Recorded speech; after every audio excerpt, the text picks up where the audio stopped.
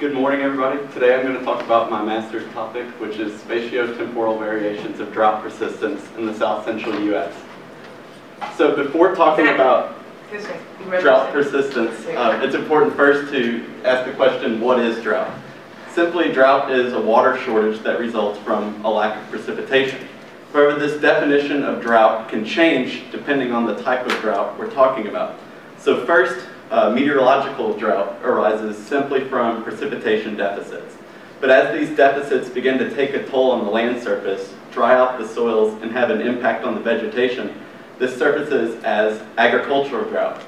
Then, over a much longer period of time, stream levels begin to decline, as well as reservoirs and ground level, and this is hydrological drought.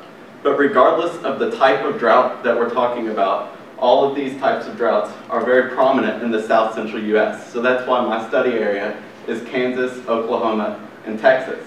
The other reason I've chosen this study area is because of drought persistence. So how long are these droughts lasting? And in this region, drought persistence is typically very high because it's governed by a land-atmosphere feedback cycle during the summer months. So when it's very warm, all the moisture from the surface is being evaporated because of the demand.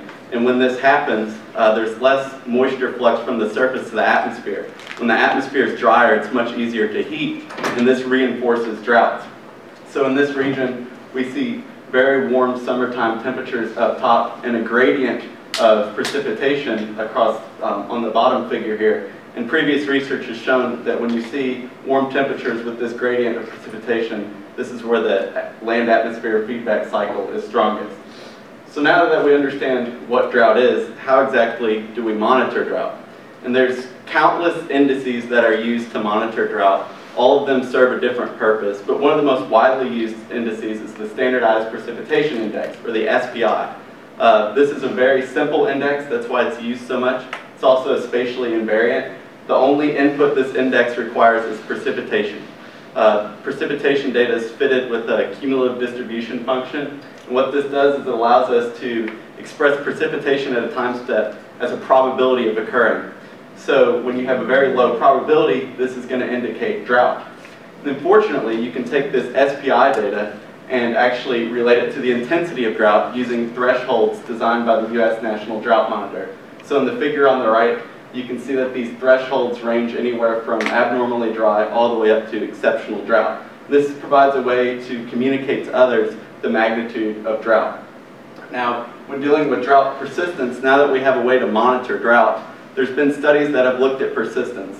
And basic findings have found that it varies according to a location's climate, where drier regions tend to have longer lasting droughts than wetter regions. The type of drought matters. Hydrological drought tends to persist longer than meteorological drought. And the season. Droughts are going to persist longer in the summer because of that cycle. And they're also more likely to recover from drought during the transition seasons, such as fall and spring. So I want to build upon some of this previous research in my own. The first question I want to answer is, how does the use of a high-resolution data set aid in determining drought persistence? Most of the previous research has used station-based data or climate division data on very broad spatial scales. However, I'm going to use a PRISM data set, which provides precipitation data at a 4 kilometer by 4 kilometer resolution. This data is derived by interpolating all the station-based data into these very small grid cells, and hopefully by observing persistence at this small spatial scale, we can find drought hotspots where it's likely to persist. Second, I want to examine how the persistence of drought actually changes with magnitude. So how much more likely is drought to persist for an exceptional drought as opposed to abnormally dry? And third, I want to see how the persistence data actually matters. So can we use the drought persistence in a seasonal forecast by making a simple persistence forecast, and does this forecast show skill? So hopefully this information will be very useful, because by understanding the persistence of drought, when a drought begins in a certain location of a certain magnitude, hopefully this research will provide information about a recovery time. And for that given location, we could provide a recovery time with some kind of confidence interval.